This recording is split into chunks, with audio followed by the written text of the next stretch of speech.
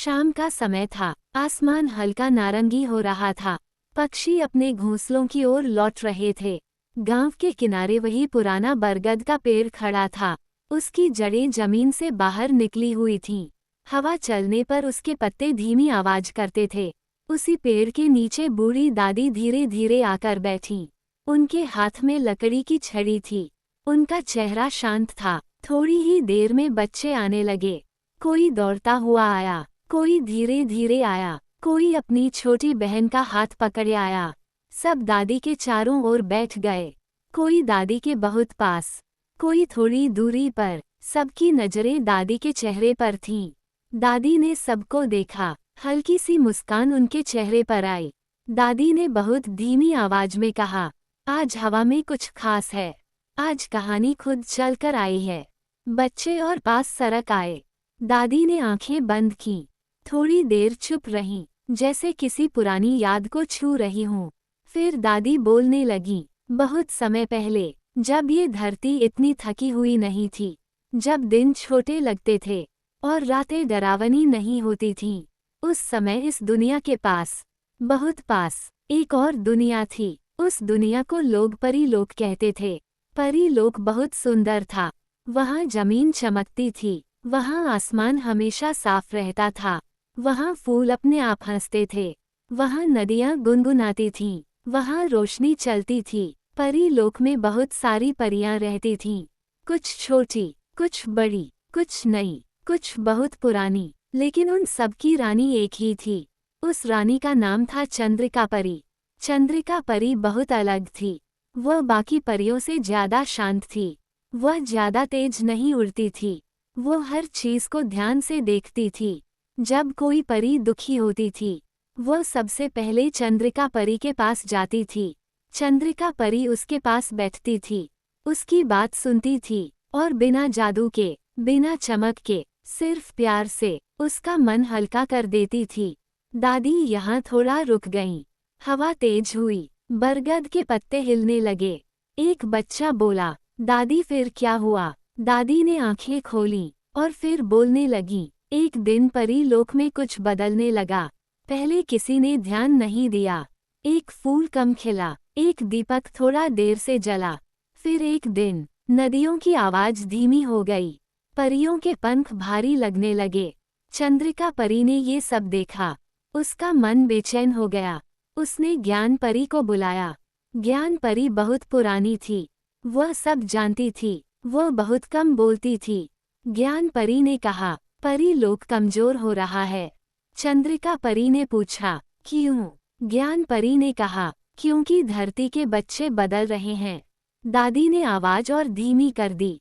धरती के बच्चे अब जल्दी सो जाते हैं, लेकिन सपने नहीं देखते। धरती के बच्चे हंसते तो हैं, लेकिन दिल से नहीं। धरती के बच्चे परियों को भूल रहे हैं, और जब बच्चे भूलते हैं, तो परियां भी धीरे धीरे फीकी पड़ने लगती हैं।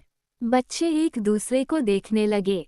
दादी ने आगे कहा, चंद्रिका परी बहुत देर तक चुप रही। उसने आसमान की ओर देखा, उसने धरती की ओर देखा। फिर उसने फैसला किया, वो खुद धरती पर जाएगी। वो बच्चों को याद दिलाएगी कि सपने क्या होते हैं, कि विश्वास क्या होता है। चंद्रिका परी ने अपने बड़े पंख समेट लिए। उसने खुद को छोटा कर लिया। अब वो एक छोटी सी परी बन गई, इतनी छोटी कि वह बच्चों के सपनों में आ सके। उस रात जब गांव के बच्चे सोए, तो एक हल्की सी रोशनी हवा में उतरी। किसी ने नहीं देखा, लेकिन किसी ने महसूस किया। एक बच्चा जो अकेलापन महसूस करता था, उसके सपने में एक रोशनी आई। वह रोशनी धीरे धीरे एक छोटी परी बनी। परी ने कुछ नहीं कहा, बस मुस्कुराई। बच्चे का दिल हल्का हो गया। दादी की आवाज थम गई। बच्चे पूरी तरह शांत थे। दादी ने कहा, ये तो बस शुरुआत थी। असली कहानी अभी आगे है। रात और गहरी हो गई थी। बरगद के नीचे बैठे बच्चे बिल्कुल शांत थे। दादी ने फिर से बोलना शुरू किया। उस रात चंद्रिका परी सिर्फ एक बच्चे के सपने में नहीं गई, वह एक के बाद एक कई सपनों में गई।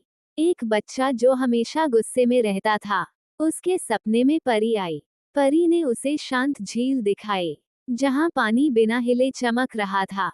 बच्चे का गुस्सा धीरे धीरे पिघल गया। एक बच्ची जो खुद को अकेला समझती थी, उसके सपने में परी आई।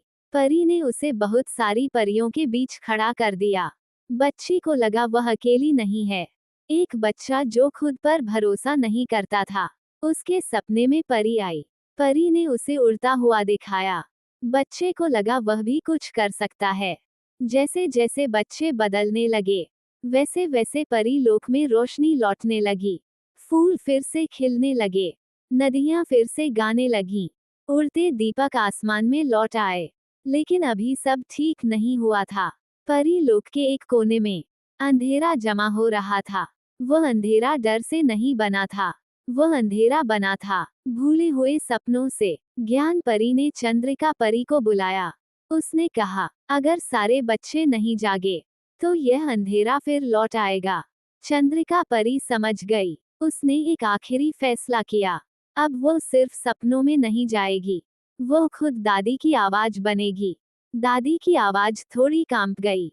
बच्चे दादी को देखने लगे।